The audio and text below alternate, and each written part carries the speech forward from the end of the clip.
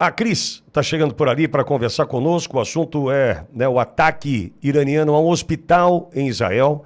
Nós temos um áudio que o Pinguim já me disse. Está tudo ok, Pingo, para veicular o áudio?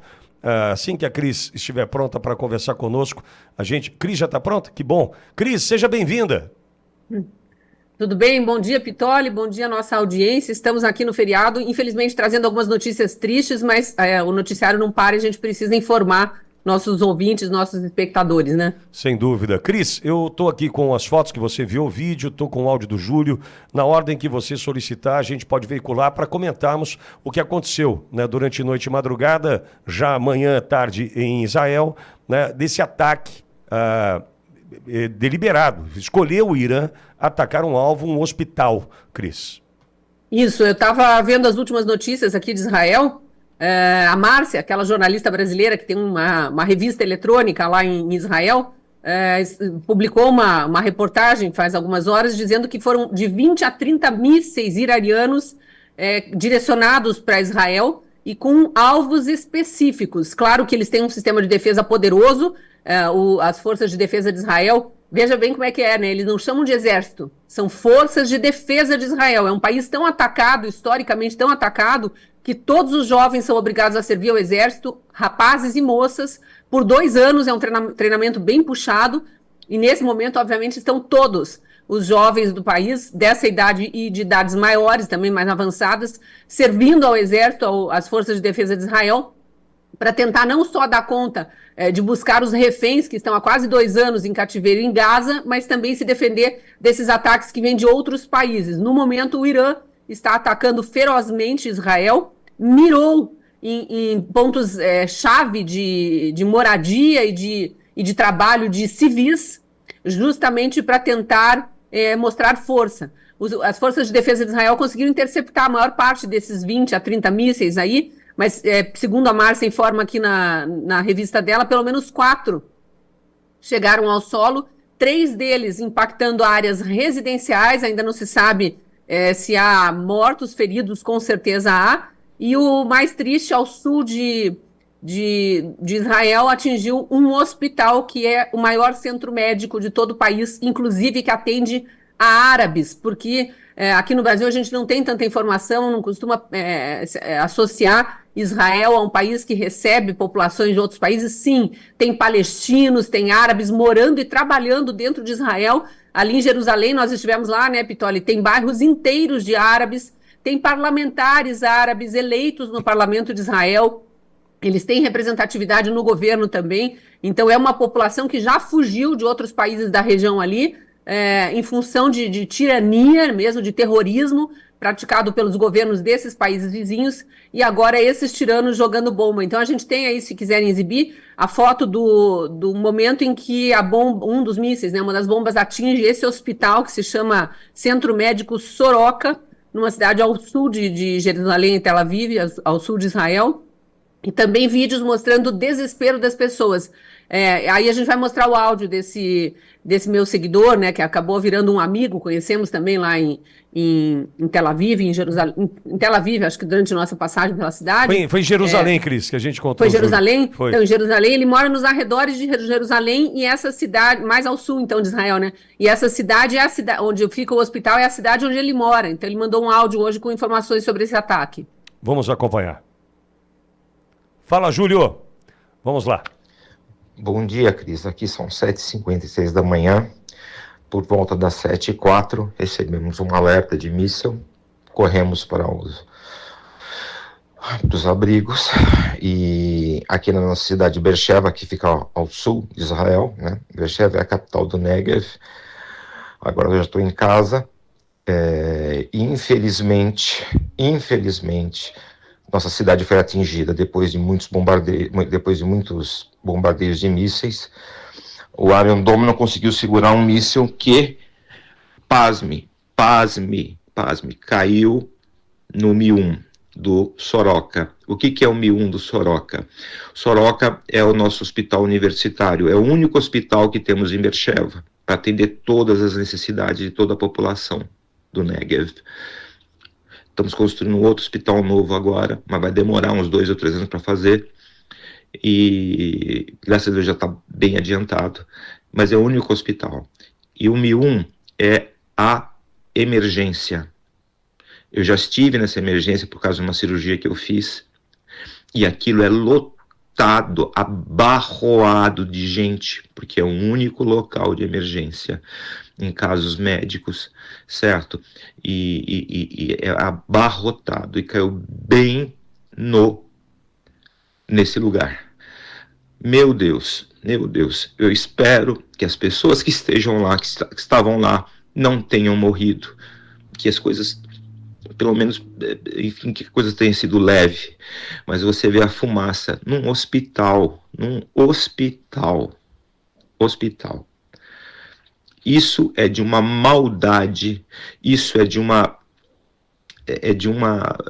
eu não tenho palavras para exprimir. E detalhe, não são só judeus que vão nesse hospital, os beduínos árabes também vão, certo? Ou seja, muçulmanos vão para esse atendimento, e normalmente tem muito muçulmano ali esperando para ser atendido porque estão doentes ou em caso de emergência. Então, essa gente, eles não discriminam quem eles vão atacar. Eles não discriminam quem eles vão atacar. Eles simplesmente atacam, certo? Pontos civis, um hospital, o único da região, certo? Beersheba é uma cidade grande, tem cerca de 600 mil pessoas morando aqui na região. Olha o absurdo que esses caras conseguem fazer. Desculpa, Cris, tá? Eu não queria te incomodar tão cedo. Fica com Deus. Mais uma vez, reze por nós. Cris, aí o Júlio e o áudio de quem está com a voz ali embargada, emocionado, está em função da informação que chegava para ele naquele instante. Lá 7h04 da manhã, então aqui era 1h da manhã, sim, quando ele te manda o áudio, né, Cris? Sim, por isso que ele pede desculpas no final. E veja, quem nos acompanha diariamente aqui já tinha visto na segunda-feira a gente tratar desse mesmo assunto, e o próprio Júlio já tinha mandado um áudio pedindo apenas orações. Estava muito cansado depois de uma madrugada inteira acordado, a população toda acordada, porque eles vão recebendo esses avisos para correr para os abrigos através de sirenes, né? A Márcia também informa aqui no relato dela, que está publicado na revista Israel, aliás, Brasil-Israel, né? Ela informa que, embora a rede de defesa aérea israelense tenha interceptado com sucesso a maioria das ameaças, as autoridades confirmaram mesmo que esses 4 mísseis atingiram 3 deles a zona metropolitana de Tel Aviv, que é uma cidade enorme também, e esse 4º míssil, essa área do hospital. Parece que já há confirmação de que, do lado iraniano, de que o míssil tinha sido direcionado a uma área militar. Depois que cai sobre civis, é fácil dizer isso, né? Vamos lembrar que Israel, nessa mesma guerra, dias atrás, conseguiu atingir agora não sei se chama general, mas enfim, um líder lá do terrorismo do Irã, uma liderança do governo iraniano, que é um governo de terror, dentro de casa, na sua cama. Conseguiu direcionar um míssil a mais de 2.000 quilômetros de distância e atingiu apenas e tão somente o alvo, que era um desses que podia a qualquer momento apertar um botão e disparar armas nucleares contra a humanidade inteira. Porque a guerra de Israel é uma guerra pelo mundo, pela segurança do mundo. E aí, para não deixar de trazer a informação do outro lado aqui, o prédio, primeiro sobre o hospital, o prédio corre risco de desabamento. A polícia começou a evacuar já as pessoas, né, por suspeita também de vazamento de materiais perigosos no andar superior do prédio que foi atingido. Já tinha a confirmação na hora que ela publicou a matéria de 3 pessoas gravemente feridas e 18 feridas, pelo menos nos acessos em que a polícia já tinha conseguido chegar, estavam vasculhando o hospital ainda naquele momento, e diz que nesse momento em que o Irã começou a bombardear Israel com cerca de 20 a 30 mísseis ao mesmo tempo, tinha 2 aviões no espaço aéreo israelense, porque está fechado o espaço aéreo israelense, e eles têm feito a liberação em alguns momentos, porque tem muito israelense fora do país querendo voltar para casa. Pais que tinham viajado de férias, deixaram as crianças com os avós, enfim, os próprios soldados de Israel que vão sendo convocados para incorporar as forças de defesa de Israel, estão todos tentando voltar para casa. Esses 2 aviões estavam no espaço aéreo esperando o momento de pousar e tiveram que retornar para o Chipre, que é aquela ilha ali no meio do Mediterrâneo, mais próxima da Grécia. Então, a situação bastante preocupante lá em Israel, e eu vou reforçar o pedido do Júlio, rezem, né? Orem por Israel. Ao mesmo tempo, Cris, uma notícia que chega dos Estados Unidos mais um revés, né? Uma decisão que cabe vai recorrer, né, da decisão advogado da brasileira, da Raquel, mas a notícia também não é boa, né, Cris?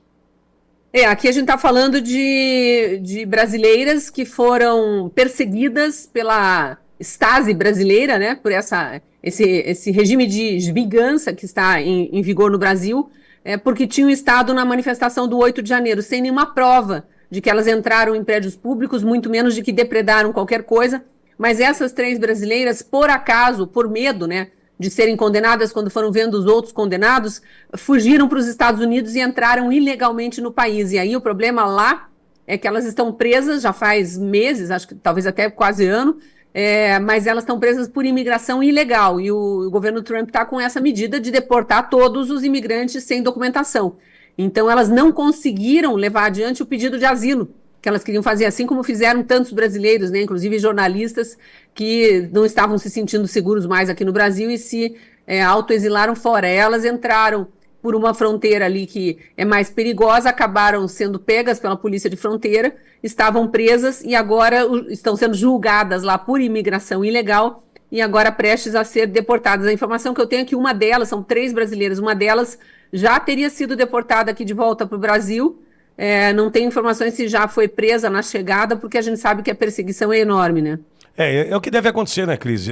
Inevitavelmente, né? Vão cair no Brasil e direto para a prisão, infelizmente. Agora, é inimaginável. Eu confesso, Cris, entendia eu que seria muito mais fácil esse processo lá, até por conta do momento do governo Trump, né? E terem ciência do que está acontecendo por aqui, mas não foi isso que aconteceu, né, Cris?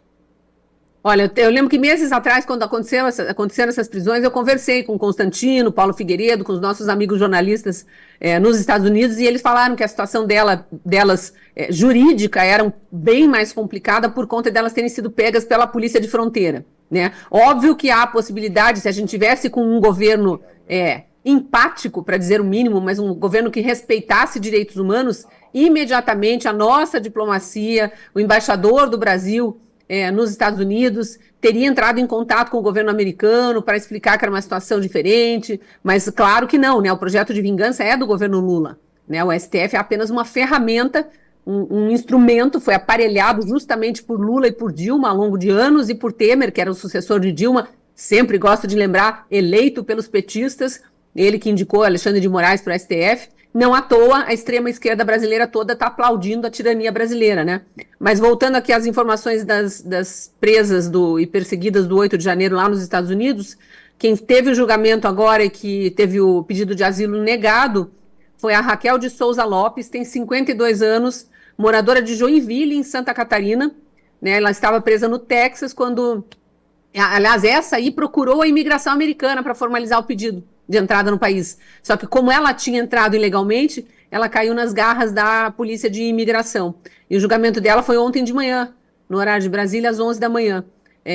Essa aqui que não voltou ainda, né, vai ser encaminhada e ela já está condenada aqui no Brasil a 14 anos de prisão como uma das milhares de manifestantes do 8 de janeiro. Manifestantes, não vândala, não uma infiltrada petista que entrou lá para fingir, né, que era bolsonarista e depredar tudo. E por que eu estou falando isso? Porque o único infiltrado que a gente sabe que foi preso, que é aquele rapaz que quebrou o relógio, está preso isolado. Por isso que a gente pode afirmar que é infiltrado. Por que não foi preso e ficou junto com os milhares, né, com os 2.300 presos do 8 e do 9 de janeiro? Por que isolaram esse rapaz? Já sabiam que esse era um caso diferente. Não à toa era um dos ciceroneados lá pelo general G. Dias, né? Foi no Palácio do Planalto que aquilo aconteceu.